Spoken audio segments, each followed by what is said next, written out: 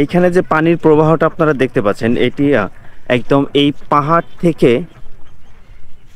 গড়িয়ে আসা যে পানি আছে, সেই পানির যে প্রবাহ এইটাই এই দিক দিয়ে সুন্দরভাবে নেমে গেছে এবং এটা একদম সম্পূর্ণ বিশুদ্ধ পানি।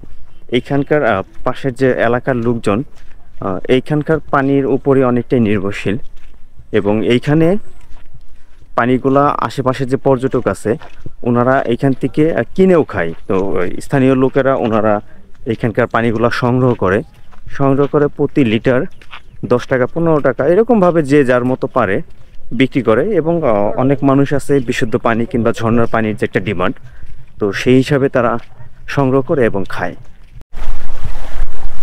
তো আপনারা দেখতে পাচ্ছেন এইখানকার পানি মানুষ গোসল করতেছে, কেউ কেউ পানি নিয়ে যাচ্ছে খাওয়ার জন্য।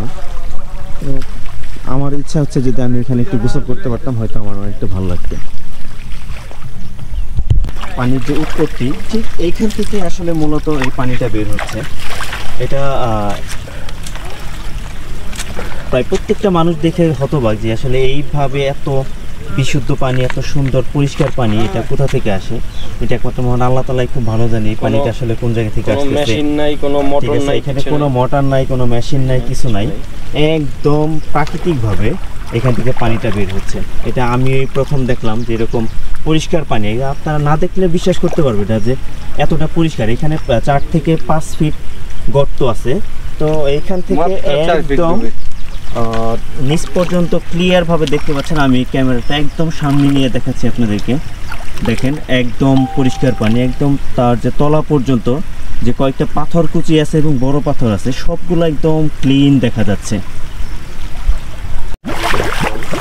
দেখেন স্থানীয় লোকজন যারা এখান থেকে পানি নিয়ে যাচ্ছে,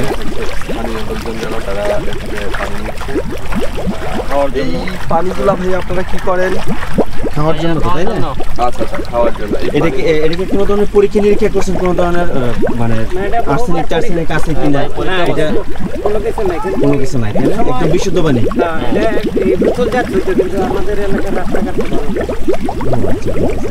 এই পানিটা মূলত হচ্ছে আপনার মানে কোন সময় বেশি আসে কিংবা কম আসে? এরকম কোনো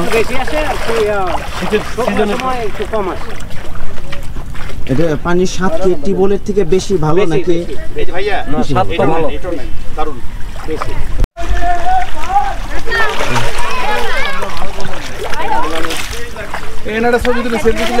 এটা সম্পূর্ণ একটা মিঠা পানি, এটা একদম বিশুদ্ধ পানি। তো এখানকার যারা পানি অধিদপ্তর কর্তৃপক্ষ ওনারা বেশ কয়েকবার এটা টেস্ট করছে। এখানে কোনো ধরনের আর্সেনিক নাই, কোনো ধরনের বিষাক্ত কোনো পদার্থ নাই।